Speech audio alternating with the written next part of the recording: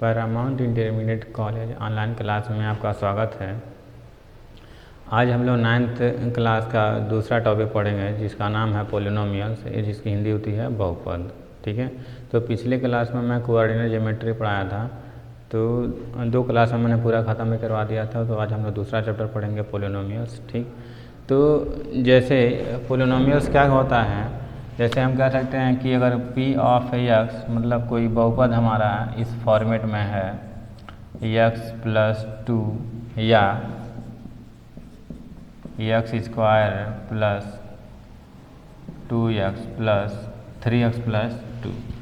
तो यहाँ पे जो px दिख रहा है मतलब पोलिनोमियल जो दिख रहा है, अगर सिर्फ एक ही यहाँ पे लिखा हुआ है मतलब x है और y इसमें नहीं है, ठीक, मतलब एक ही टर्म आए, एक ही वेरिएबल आए। जैसे यहाँ पे x दिख रहा है, फिर दूसरे वाले पोलिनोमियल में क्या है, यहाँ पे भी x स्क्वायर है, फिर 3x है और 2 है। मतलब इसमें भी क्या है, सिर्फ x आ रहा है, मतलब एक वेरिएबल है।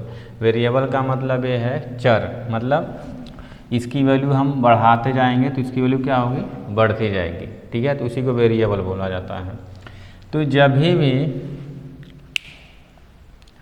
अगर सिर्फ पोलिनोमियल में एक वेरिएबल आ रहा है तो उसको बोला जाता है पोलिनोमियल्स इन वन वेरिएबल। ठीक है, तो उसी को हम लोग पढ़ेंगे। जैसे मान लीजिए कोई और पोलिनोमियल है x, y, इसका हो जाएगा x square plus xy plus 5।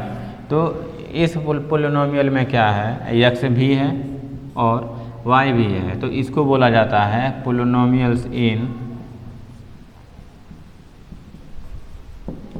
2 variable. मतलब 2 चर राशियों पर डिपेंड कर रहा है, तो ये पोलिनोमियल इन 2 वेरिएबल हो जाएगा। अब सिर्फ एक वैल्यू बढ़ाने पर अगर मतलब एक वैल्यू बढ़ाने पर अगर वैल्यू चेंज हो रही है तो उसको बोला जाता है पोलिनोमियल्स इन 1 वेरिएबल। तो इसको क्या बोलेंगे हम लोग, पोलिनोमियल्स इन 1 वेरिएबल। तो जो 9th क्लास में हम लोग जो बहुपद पढ़ेंगे तो इसमें सिर्फ इसी को पढ़ेंगे, पहले वाले को, पोलिनोमियल्स इन 1 वेरिएबल। चूँकि जो 2 वेरिएबल होता है ये 12th के बाद यूज होता है। ठीक है, तो इसको हम लोग नहीं पढ़ेंगे और सिर्फ पहला वाला पढ़ेंगे।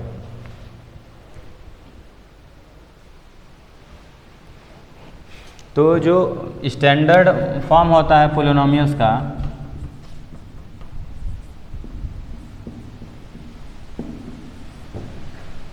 स्टैंडर्ड फॉर्म ऑफ पोलिनोमियल्स, तो जैसे मान लीजिए कोई स्टैंडर्ड पोलिनोमियल है px equal to a0 x to the power 0 plus a1 x to the power 1 plus a2 x to the power 2 a3 x to the power 3 dot dot an-1 into x to the power n-1 plus an x to the power n। तो इसको बोला जाता है standard form of polynomials. मतलब जो मानक समीकरण होता है बहुपद का वो यही है। ठीक है, तो अब इसी से हम टाइप्स ऑफ पोलिनोमियल फाइंड कर लेंगे। टाइप्स ऑफ पोलिनोमियल, ठीक, मतलब बहुपद के प्रकार। तो इसमें क्या है, 3 टाइप का होता है। जैसे मान लीजिए एक होता, पहला होता है लीनियर पोलिनोमियल, ठीक, मतलब रेखीय बहुपद, रेखीय बहुपद। दूसरा होता है क्वाड्रेटिक पोलिनोमियल,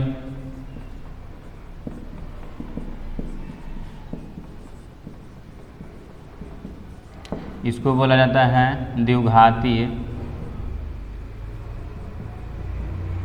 बहुपद, ठीक। और तीसरा होता है क्यूबिक पोलिनोमियल। सिर्फ 3 चीज़ें ही पढ़ना है 9th क्लास में। इसको बोला जाता है त्रिघातीय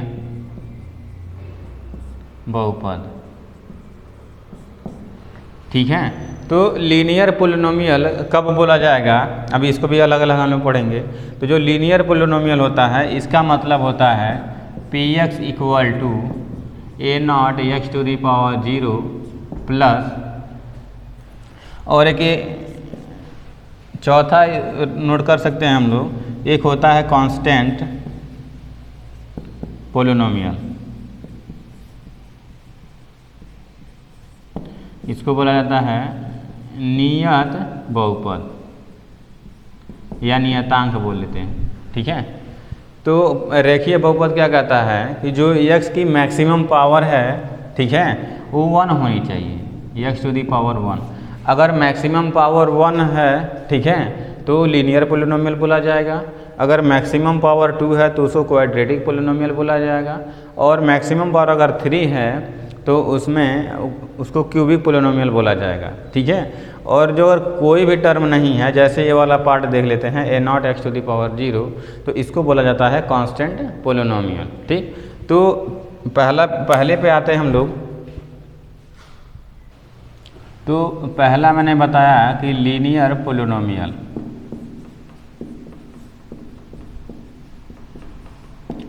ठीक, मतलब कोई भी पोलिनोमियल है उसमें मैक्सिमम पावर कितना आना चाहिए, x में मैक्सिमम पावर 1 आना चाहिए। ठीक है। मतलब अगर मैक्सिमम पावर 1 है तो वो लीनियर पोलिनोमियल होगा। तो इसको हम ऐसे लिख सकते हैं a not plus a1 x, क्योंकि x के पावर 0 कितना हो जाएगा, 1 हो जाएगा, और x के पावर में 1 है तो उसको ना लिखें तब भी कोई दिक्कत नहीं है। अब इसके बारे में हम लोग जानेंगे, जैसे हम इसको लीनियर या रेखीय क्यों बोलते हैं। अब इसका कोई ग्राफ अगर हम बनाते हैं, जैसे मान लीजिए एग्जाम्पल के तौर पे कोई ग्राफ है y इक्वल टू, ठीक, y equal to X plus 3 है। ठीक। तो इसका जो ग्राफ बनेगा, अभी कोऑर्डिनेट ज्योमेट्री में मैं बता चुका हूँ कि ये x एक्सिस होता है, ये y होता है। ठीक। तो इसी को क्या करते हैं, पॉइंट आउट कर लेते हैं। जैसे x को अलग, y को अलग, y की वैल्यू कितनी है, यहाँ से x प्लस 3 है। ठीक। और x को हम अलग कर लेंगे। तो x की वैल्यू हम ऑटोमेटिक क्या करेंगे, 0 रख लेंगे या -1 या 1 2। ठीक है। तो चूंकि ये आसान होता है रखना, ठीक है, तो इसी को पहले रख लेंगे। -1 अगर हम रखेंगे x की वैल्यू, तो यहाँ पर -1 रखेंगे तो y की वैल्यू कितनी होगी, 2 हो जाएगी। ठीक। उसी टाइप में अगर मान लीजिए 0 में रखता हूँ x की वैल्यू, जब 0 रखेंगे तो y की वैल्यू कितनी हो जाएगी, 3 हो जाएगी। अब 1 अगर हम रख देते हैं इसमें तो y की वैल्यू कितनी हो जाएगी, 4 हो जाएगी। ठीक है। बस इतना ही ध्यान देना है। अगर 2 हम रख लेते हैं यहाँ पे, एक और वैल्यू रख लेते हैं 2 रखने पे कितना हो जाएगा, ये 5 हो जाएगा। ठीक है। तो इन्हीं पॉइंटों को यहाँ पे क्रिएट कर देना है, और जहाँ जहाँ ये पॉइंट मिले उसी को मिला देना है, तो एक रेखा मिल जाएगी। इसीलिए इसको बोला जाता है लीनियर पोलिनोमियल। जैसे मान लीजिए ये होता है 1 2 3 -1 -2 -3, और y में ये हो गया हमारा 1 2 3 -1 -2 और ये -3। तो क्वेश्चन क्या कह रहा है कि x की वैल्यू -1 पे है, y की वैल्यू कितनी आनी चाहिए, 2 आनी चाहिए। ठीक है।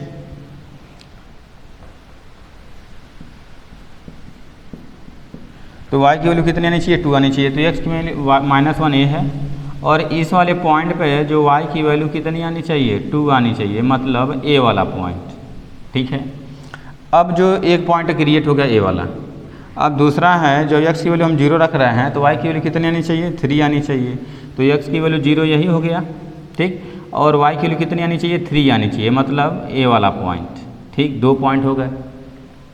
मतलब इसका जो कोऑर्डिनेट है ये हो जाएगा -1, 2, और जो इसका कोऑर्डिनेट है ये हो जाएगा 0, 3, मतलब -1, 2, 0, 3। अब जो तीसरा पॉइंट है 1, 4, x में हमको 1 चलना है और y में कितना चलना है, 4 चलना है। तो a वाला पॉइंट जो हो जाएगा, ये पॉइंट क्या कौन सा होगा, 1, 4 हो जाएगा। बस ज़्यादा जाने की ज़रूरत नहीं है, इन्हीं तीनों पॉइंटों का करना है, हमको मिला देना है। तो जब इन तीनों पॉइंटों का जब हम मिलाएंगे ऐसे, तो दिख रहा है कि एक स्ट्रेट लाइन क्रिएट हो रहा है। ठीक है। एक स्ट्रेट लाइन क्रिएट हो रहा है, तो इसीलिए इसको बोला जाता है लीनियर पोलिनोमियल। ठीक है, मैं फिर से बता देता हूँ। जैसे मान लीजिए कोई इक्वेशन है, y बेसिकली क्या है हमारा p ऑफ x ही है। ठीक है, इसको y भी बोला जाता है एक तरह से। अगर x प्लस 3 है तो इसका ग्राफ कैसे बनाना है, पहले x को हम किनारे कर लेंगे और y को अलग कर लेंगे, और y की वैल्यू देखेंगे यहाँ पे क्या है, x प्लस 3 है, तो x की वैल्यू -1 रखने पे 2 आएगा, 0 रखने पे 3, 1 रखने पे 4 और 2 रखने पे 5 आएगा। जब यहाँ पे हम 2 रखते तो 5 आता, तो मतलब यहीं पे ये वाला मिल जाता, मतलब इसी लाइन में जाती। ठीक, तो इन्हीं पॉइंटों को मिला के एक लाइन ड्रॉ कर देनी है। ठीक है, तो इसी एक अगर एक लाइन क्रिएट हो रही है तो उसको बोला जाता है लीनियर पोलिनोमियल। ठीक है, एक और उसी टाइम में अब इस पे अगर हम इस पे आते हैं, जैसे इतना करने के बाद अगर हम फार्मूले पे आते हैं तो इसका जो ग्राफ बनेगा, जैसे मान लीजिए x हो गया और ये हमारा क्या हो गया, p ऑफ x हो गया, यही p ऑफ x। ठीक, तो जो इसका ग्राफ बनेगा ऐसे जाएगा। ठीक, और जो ये हाइट होगी यहाँ से लेके यहाँ तक a0 होगा। कैसे, जैसे इस वाले ग्राफ में जो a वाला हाइट के 3 दिया हुआ था।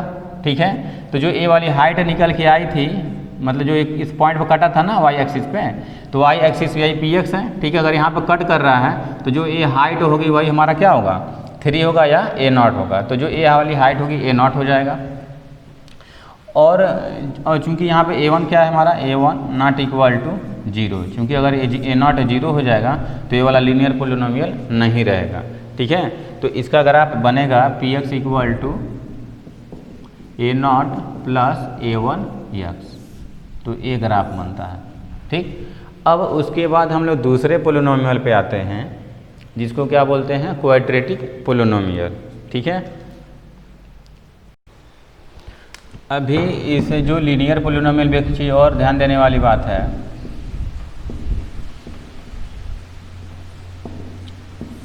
कि अभी मैंने बताया कि px equal to a0 plus a1x।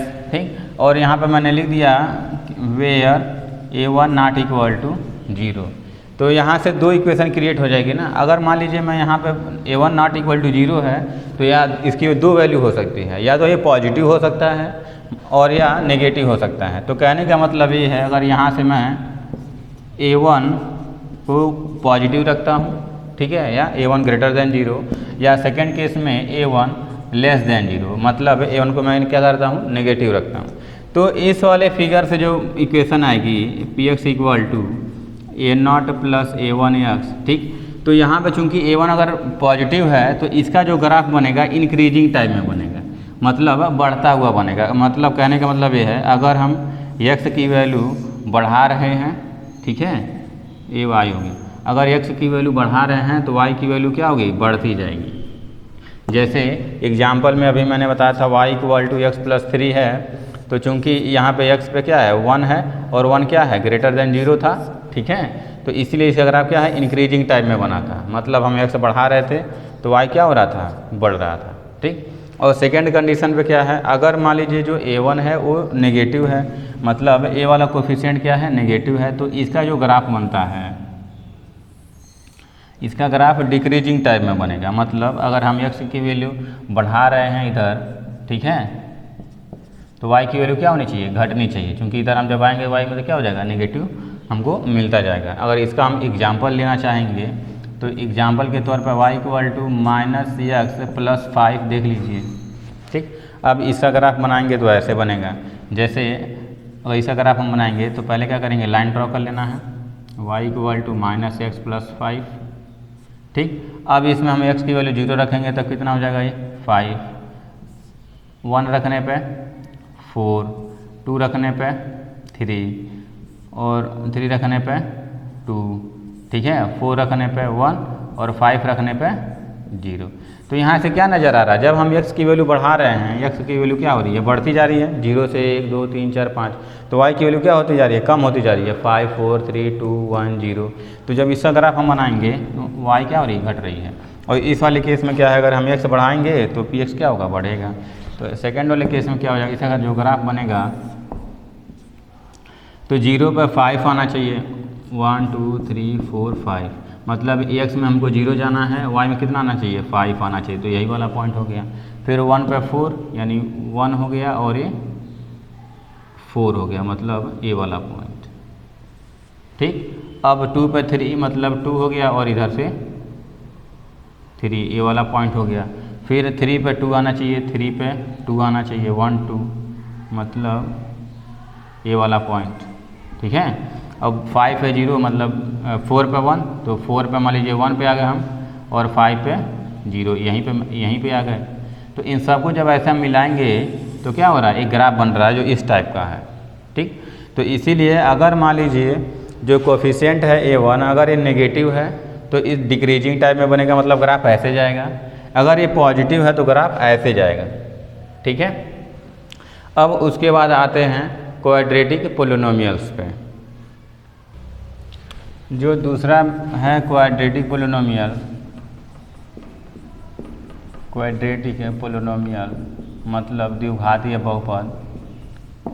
ठीक, द्विघातीय बहुपद में क्या है, जैसे मान लीजिए कोई पोलिनोमियल्स है। ठीक, a0 x to the power 0, a1 x to the power 1, a2 x to the power 2। तो जो द्विघातीय बहुपद होता है उसमें जो x का मैक्सिमम पावर होता है वो होता है 2, इसीलिए इसको द्विघातीय बहुपद बोलते हैं। अगर ऐसा नहीं है तो द्विघातीय बहुपद नहीं होगा। तो इसको where a2 not equal to 0, चूँकि अगर इसको हम 0 कर देते हैं तो ये वाला टर्म क्या हो जाएगा, ख़त्म हो जाएगा, तो द्विघात नहीं न रह जाएगा ये, तभी लीनियर पोलिनोमियल हो जाएगा।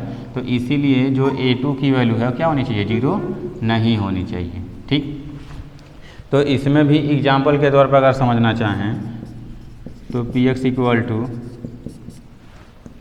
X square plus 5x plus 6 ये भी द्विघातीय बहुपद है, या px equal to X square minus 1 ये भी द्विघातीय बहुपद है या क्वाड्रेटिक पोलिनोमियल है, या px इक्वल टू सिर्फ अगर एक्स स्क्वायर है तो ये भी द्विघातीय बहुपद है। और बाकी दोनों रहें चारों रहें से कोई फर्क नहीं पड़ने वाला है, सिर्फ यही देखना x की मैक्सिमम पावर कितनी है। अगर 2 है तो द्विघातीय बहुपद है, अगर नहीं है तो द्विघातीय बहुपद नहीं है। ठीक है, अब चूंकि यहाँ पे मैंने बोल दिया कि a2 क्या है, 0 नहीं होना चाहिए। ठीक है, तो इसके भी क्या हो जाएंगे, 2 केस बनेंगे, पहला पॉजिटिव और दूसरा नेगेटिव। जैसे एग्जांपल में ये भी तो हो सकता है px equal to minus X square plus 4, तो ये भी तो द्विघातीय बहुपद है। तो यहाँ पे जो कोफिशिएंट क्या आ रहा है, नेगेटिव आ रहा है। ठीक, तो यहाँ पे जब इसको सॉल्व करेंगे तो सेकेंड केस में जैसे मान लीजिए जो a2 की वैल्यू क्या है, पॉजिटिव है, और दूसरा क्या है, a2 की वैल्यू क्या है, नेगेटिव है, और कोई पोलिनोमियल है यहाँ पे,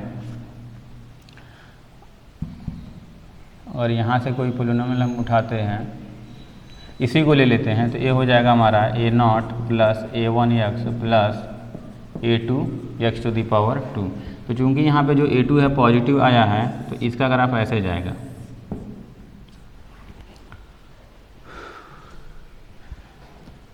ऐसे क्रिएट होगा।